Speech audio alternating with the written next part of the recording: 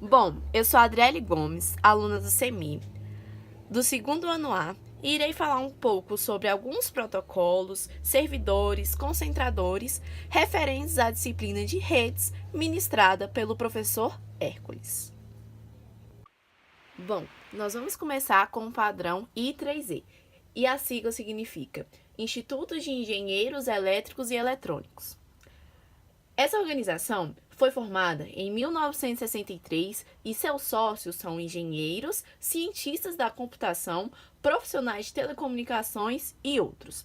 O I3E é responsável pela criação de normas e padrões e o Comitê 802 é responsável pela parte de redes.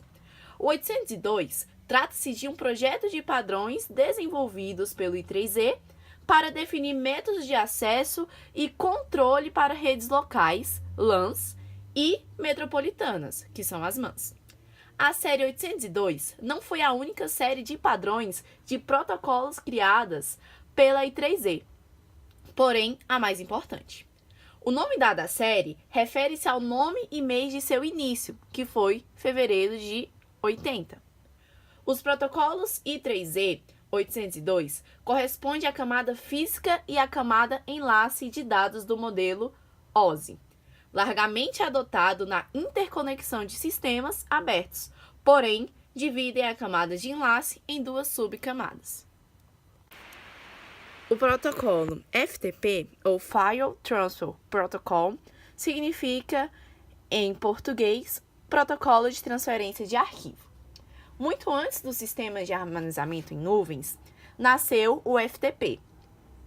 Desde os primórdios da internet, ele é responsável por enviar arquivos para a web, forma prática e versátil de transferência de arquivos. Ela serve basicamente para que usuários possam enviar ou receber documentos da grande rede por meio de um endereço no navegador ou um software instalado no PC.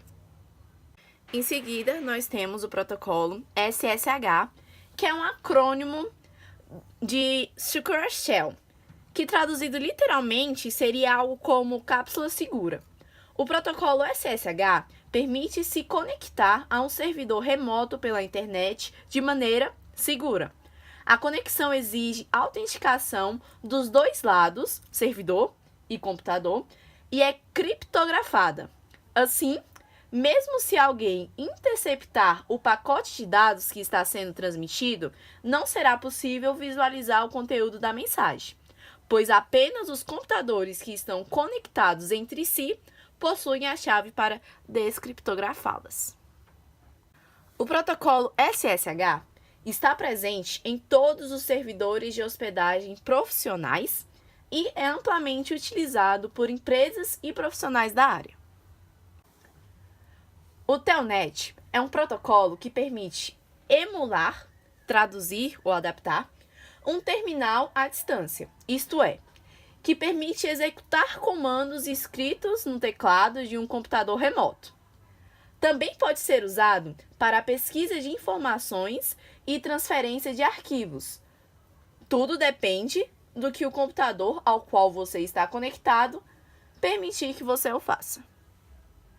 SMTP, Simple Mail Transfer Protocol, ou Protocolo de Transferência de Correio Simples. É um protocolo que faz apenas o envio de e-mails.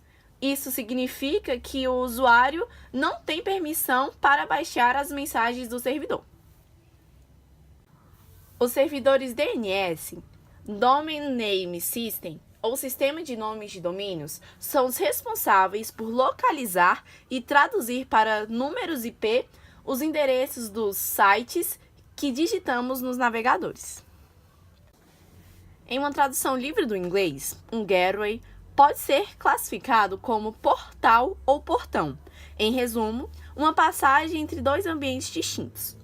A tradução do termo é exatamente o que ele significa: um equipamento encarregado de estabelecer a comunicação entre duas redes, respeitando protocolos específicos e tomando determinadas ações necessárias para o correto funcionamento da comunicação entre as duas pontas. De grosso modo, o funcionamento do dispositivo é bastante simples. Ele faz o papel de ponte entre as redes, analisando e tratando as informações de acordo com as definições pré-estabelecidas e o tipo de função a que se destina. Uma das funções centrais de um gateway é organizar o tráfego de informações entre um equipamento final, computador, notebook, smartphone, tablet, etc., e a internet. Naturalmente, o dispositivo é utilizado também para prover recursos de segurança, controlando as informações que entram e saem de uma rede interna. HTTP é a sigla de Hypertext Transfer Protocol, que em português significa Protocolo de Transferência de Hipertexto. É um protocolo de comunicação entre sistemas de informação que permite a transferência de dados entre redes de computadores, principalmente na World Wide Web, que é a internet. HTTP nada mais é do que um conjunto de regras pré-definidas para você escrever um texto e poder se comunicar com outro dispositivo na internet. Para que a transferência de dados na internet seja realizada, o protocolo HTTP necessita estar agregado a outros dois protocolos de rede, o TCP e IP. Esses dois últimos protocolos formam o modelo TCP/IP necessário para a conexão entre computadores, clientes e servidores. HTTPS é a sigla em inglês de Hypertext Transfer Protocol Secure, que em português significa Protocolo de Transferência de Hipertexto Seguro.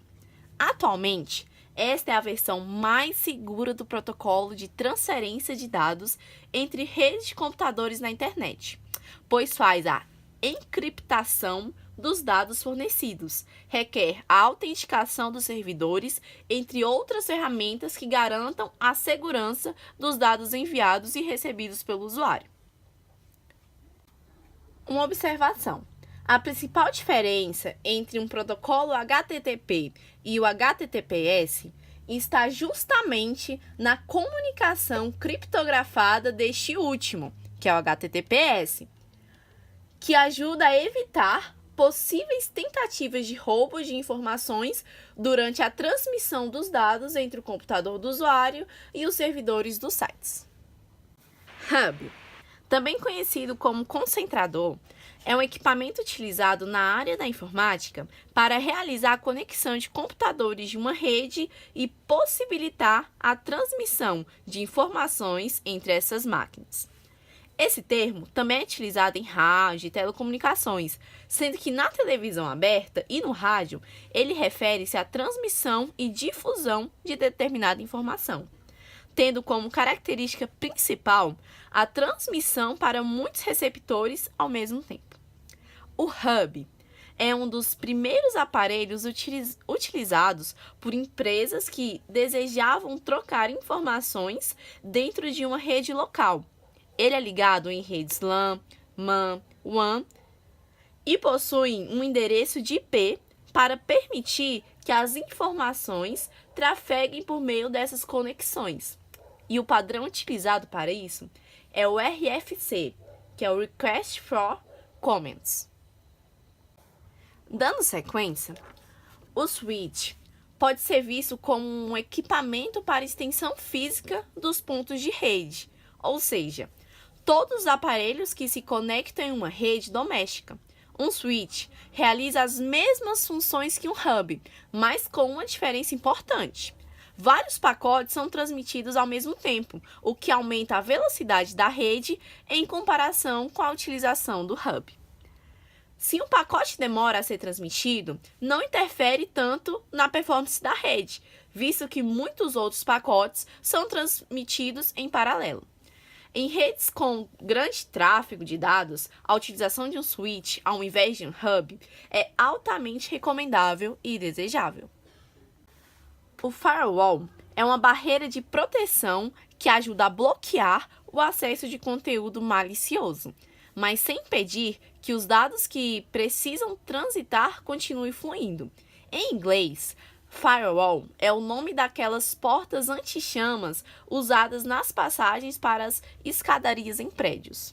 Na informática, Os firewalls são aplicativos ou equipamentos que ficam entre um link de comunicação e o computador, checando e filtrando todos os fluxos de dados. Esse tipo de solução serve tanto para aplicações empresariais quanto para domiciliar, protegendo não só a integridade dos dados na rede, mas também a confiabilidade deles. E assim, nós encerramos por aqui.